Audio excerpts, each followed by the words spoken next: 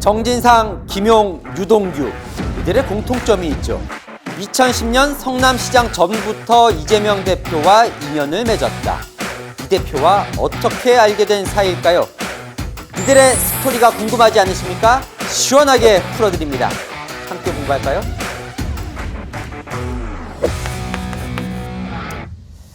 자, 요즘 김용 민주연구원 부원장 구속 이후에 정치가 요동을 치고 있습니다.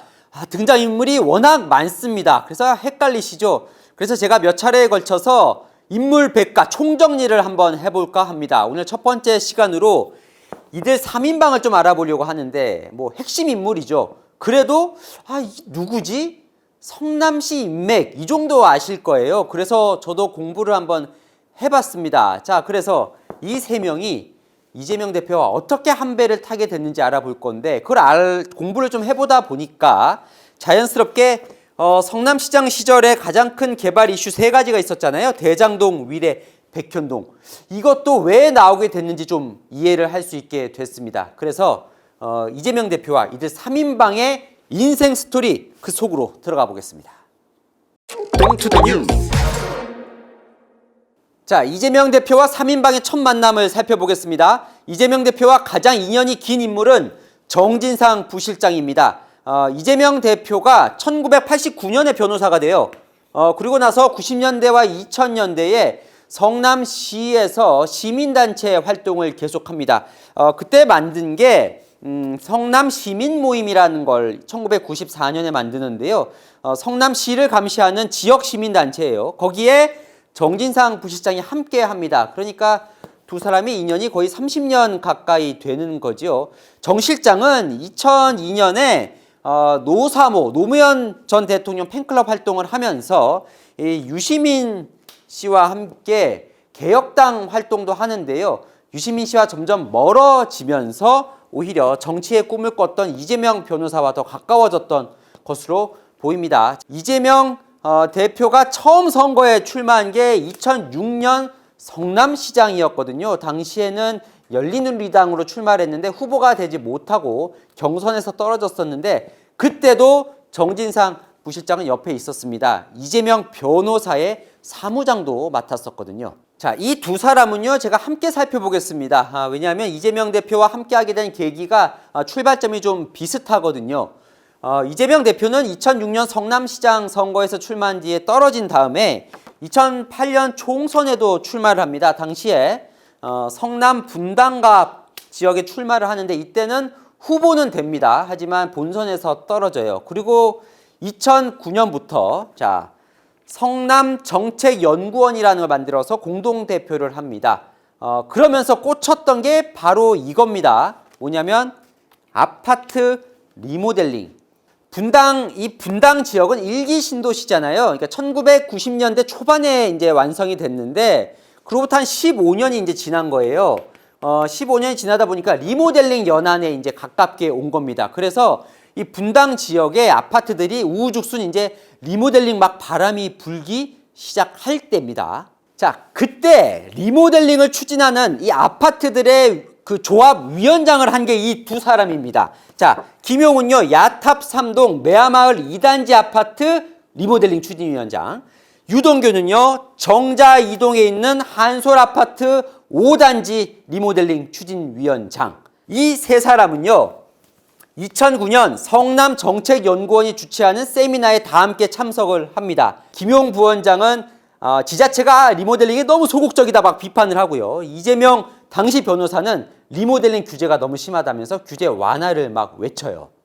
자, 이건 추측인데 2010년 성남시장 선거의 전략이었던 것 같습니다. 당시에 지역에서 불고 있는 이 리모델링 기대감을 이제 활용을 하는 걸요. 자, 이 유동규는요, 이 분당 지역 리모델링 전체 위원장을 맡으면서 당시에 아파트 추진하고 있는 리모델링 추진하고 있는 위원장들을 다 모아서 이재명 후보 지지 선언을 합니다. 앞서 이렇게 다 떨어졌잖아요. 성남시장에서는 결국 당선이 되는데 이 두 사람이 혁혁한 공을 세웁니다. 자, 성남시 전체에서는 이재명 후보가 당시에 이겼지만 분당만 떼놓고 보면 집니다. 그런데 야탑 3동 어디였죠? 김용 부원장이 리모델링을 추진했던 이 추진위원장을 했던 야탑 3동에서는 이깁니다. 야탑 1동과 2동에서는 져요. 근데 3동은 이깁니다. 자, 유동규 본부장이 했던 정자 2동, 정자 2동에서도 이겨요. 정자 1동과 3동에서는 집니다. 혁혁한 공을 세우는 거죠. 자, 그렇게 해서 성남시장이 당선이 된 뒤에 정진상 부시장과 유동규 본부장은 성남시 인수위에 들어가고요. 성남시장 선거 나올 때 김용 부원장은 시의원으로 당선이 됩니다. 성남시장이 된 이후에 이 세 사람은 더 가까워집니다. 자, 이재명 성남시장이 된 이후 세 사람의 진로는 달라집니다. 정진상 부실장은 시장 옆에 붙어서 문고리 역할을 하고요. 김용 부원장은 정치 영역으로 가서 외곽에서 지원을 하고 유동규 본부장은 개발 공약을 실천하는 역할을 하죠. 정진상 부실장은 이재명 대표가 성남시장이 된 뒤에 정책 비서를 맡아서 딱 옆에 붙어 있습니다. 사실 악역 역할도 많이 한 것으로 보입니다. 자, 언론 보도를 보면요. 2012년에 이재명 대표 이 친형 강제 입원 의혹이 불거졌을 때 정 실장이 보건소장들에게 친형 입원을 촉구했다, 이런 의혹 보도도 나와 있습니다. 본인은 지금 부인을 하고 있죠.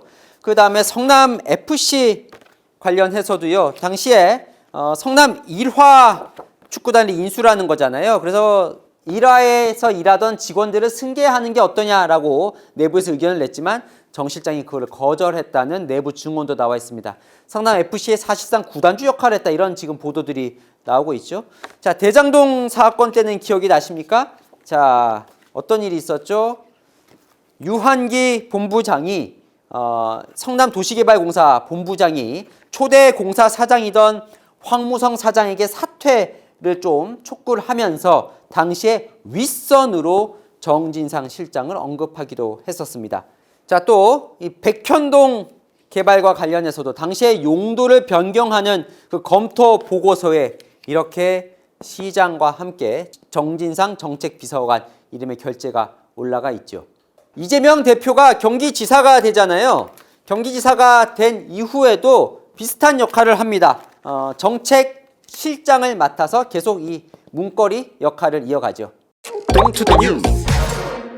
자, 김용 부원장은 정치인의 길을 걷습니다. 어떻게 보면 이재명 대표와 가장 비슷한 길을 걷는다고도 볼 수 있는데, 이재명 대표가 성남시장으로 당선된 2010년과 2014년에 김용 부원장은 둘 다 성남시 의원에서 활동을 합니다. 성남시 의회에서 이제 외곽에서 이재명 시장을 도와주는 건데, 당시에 보면 트위터에 이재명 시장이 김용 당시 시의원을 칭찬하는 그런 글을 올리기도 하지요. 자, 그 이후에는요, 이재명 대표가 출마하기도 했던 성남 분당갑의 민주당 지역위원장 직무대행도 맡아서 활동을 하고요.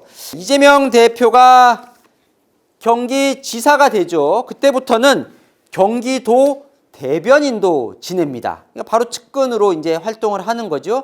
그러다가 2020년 재작년 총선에 출마를 하는데 어디에 출마를 하느냐? 바로 이 성남 분당갑에 출마를 합니다. 보통 선거에 출마를 하면 출판 기념회를 열잖아요. 이제 새해를 과시하려고.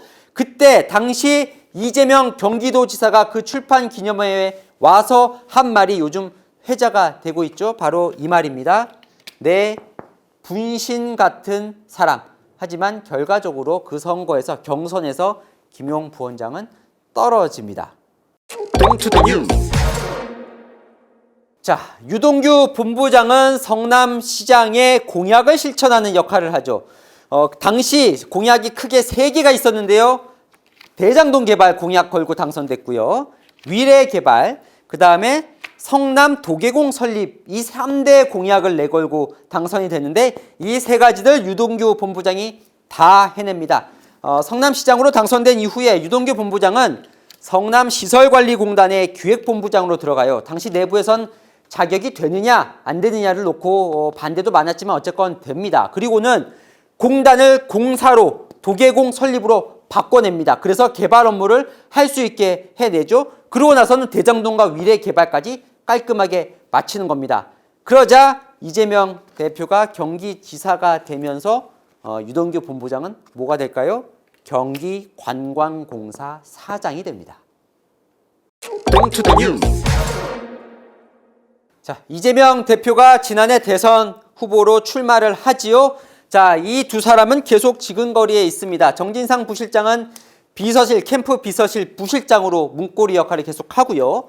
김용 부원장은 캠프 총괄 부본부장을 맡아서 캠프 실무를 총괄합니다.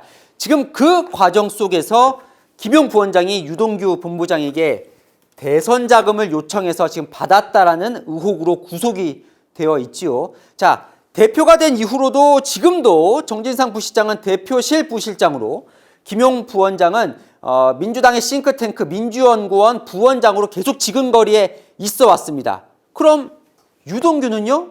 유동규는 그럴 수가 없었죠. 아무것도 할 수가 없었죠. 왜냐하면 지난해 대선 때 대장동이 터져버렸잖아요. 그리고 대선 기간 때 구속이 됐던 겁니다. 자, 이 세 사람, 정진상, 김용, 유동규도 당연히 가까웠을 것으로 추측이 되죠. 2014년에 유동규 본부장이 당국대에서 석사 학위를 받는데 거기에 논문을 보면 특별히 이재명 성남시장과 김용시 의원에게 감사하다 이런 글도 남기고요. 지금 최근 주장이긴 하지만 정진상 부실장과는 뭐 술도 100번은 마셨다 이런 지금 이야기도 나누고 있죠. 지난해 유동규 본부장이 자택에 이 검찰 압수수색이 들어왔을 때 마지막까지 이 휴대전화로 통화를 한 사람도 바로 이 두 사람이었습니다. 자, 결국 10년 넘게 한 곳을 바라보면서 뛰었던 이 네 사람이 지금 위기에 처해 있는 건 분명해 보입니다. 자, 공부한 보람이 좀 있으셨나요? 자, 복잡한데 공부하긴 귀찮은 궁금한 이슈 댓글로 남겨주시면 제가 대신 시원하게 풀어드리겠습니다. 동행가 뉴스터디 오늘은 여기까지입니다.